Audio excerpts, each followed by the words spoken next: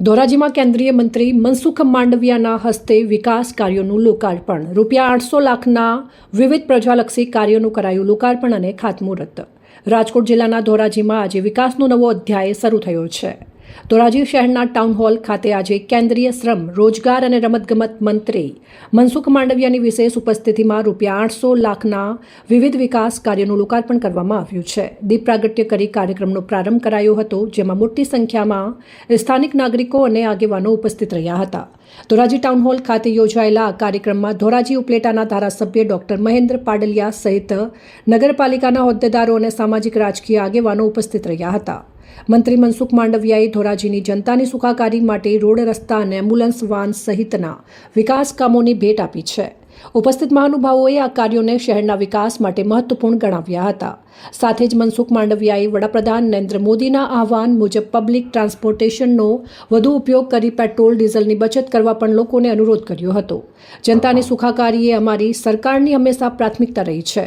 ધોરાજી નગરપાલિકાની જનતાની સુખાકારી માટે આજે રોડના ખાતમુહૂર્ત અને લોકાર્પણ સહિતના કામો કરવામાં આવ્યા છે. 20 લાખના ખર્ચે ધોરાજી જનતાની સુવિધા માટે એક એમ્બ્યુલન્સ વાનનું પણ લોકાર્પણ કરવામાં આવ્યું છે. ધોરાજી નગરની સુવિધાઓ અને સગવડતામાં વધારો થાય તેવા પ્રયાસ રૂપે આ વિકાસ કાર્યોનો પ્રારંભ થઈ રહ્યો છે. વડાપ્રધાન મોદીજીએ પબ્લિક ટ્રાન્સપોર્ટેશનનો ઉપયોગ કરી પેટ્રોલ, ડીઝલનો ઉપયોગ ઓછો કરવાની વાત કરી છે. ત્યારે તેલની બચત માટેના પ્રયાસો કરવા અને પબ્લિક ટ્રાન્સપોર્ટેશન અપનાવવા બદલ હું ધોરાજીની જનતાને અભિનંદન પાઠવું છું. આજરોજ ધોરાજી નગરપાલિકા અંતર્ગત લગભગ 8 કરોડ જેટલા વિવિધ જે કામો પૂર્ણ થયા છે તેનું લોકાર્પણ આ વિસ્તારના માનનીય સાંસદ શ્રી અને માનનીય કેન્દ્રીય મંત્રી શ્રી ડૉક્ટર મનસુખભાઈ માંડવિયા સાહેબના હસ્તે થવાનું છે. અને એ પૈકી 6 કરોડ જેટલા જે નવો વિસ્તાર છે, ગણેશપરા, સંજયનગર, ચાપાતર, એ વિસ્તારના સ્ટ્રીટ લાઇટ, પીવાના પાણીની લાઈનો અને સીસી રોડ, એ કામો લગભગ 6 કરોડ જેટલા છે તેનું લોકાર્પણ થઈ રહ્યું છે. 20 લાખની આપણા માનનીય કેન્દ્રીય મંત્રી મનસુખભાઈ માંડવિયા સાહેબની ગ્રાન્ટમાંથી નગરપાલિકાને નવી એમ્બ્યુલન્સ આપવાની છે, એનું લોકાર્પણ થઈ રહ્યું છે. અને વિવિધ 1,80,00,000 જેટલા અન્ય કામોના લોકાર્પણ માનનીય માંડવિયા સાહેબ થવાના છે.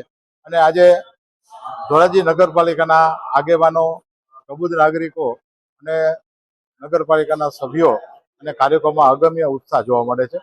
અને આ પ્રકારે ધોરાજી શહેરના વિકાસની ગાથા ચાલુ જ રહેવાની છે. અને આજે આ શુભ દિવસે બધાને હું ખૂબ ખૂબ શુભેચ્છાઓ પાઠવું છું. જનતાની સુખાકારી એ અમારી સરકારની હંમેશા પ્રાથમિકતા રહી છે. ધોરાજી નગરપાલિકાની જનતાની સુખાકારી માટે આજે રોડનું શિલાન્યાસ, લોકાર્પણ સહિતના 18 કરોડના કામો લોકાર્પણ અને શિલાન્યાસ કરવામાં આવ્યું છે.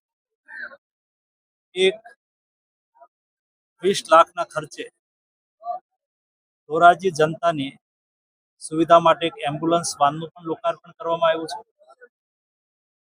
ધોરાજી નગરની સુવિધાઓમાં વધારો થાય, ધોરાજી નગરની જનતાની સગવડતાઓમાં વધારો થાય, તેના પ્રયાસ રૂપે વિકાસ કાર્યોનો પ્રારંભ થઈ રહ્યો છે.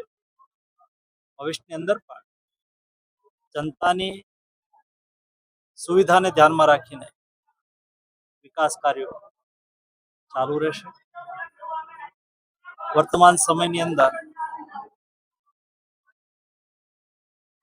ધોરાજી નગરના કેટલાક નાગરિકોને મને મળવાનો અવસર મળ્યો, જેમણે વર્તમાનની અંદર આદરણીય મોદીજી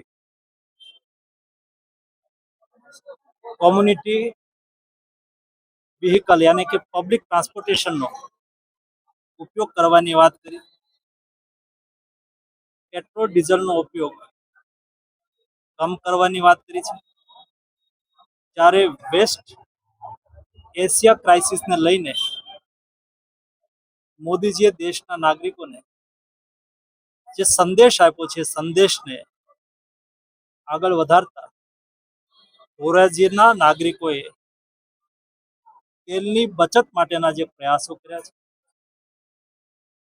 પબ્લિક ટ્રાન્સપોર્ટેશનનો ઉપયોગ કરવા માટેની પ્રતિબદ્ધતા વ્યક્ત કરી છે.